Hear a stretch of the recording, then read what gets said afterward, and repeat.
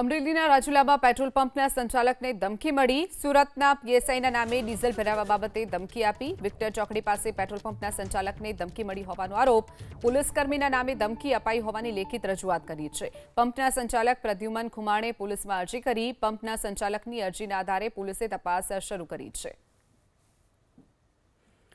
અમરેલીના રાજુલામાં પેટ્રોલ પંપના સંચાલકને ધમકી મળી હોવાનો આરોપ. સુરતના પીએસઆઈના નામે ડીઝલ ભરાવવા બાબતે ધમકી આપી હોવાનો પણ પેટ્રોલ પંપના માલિકે આરોપ લગાવ્યો છે.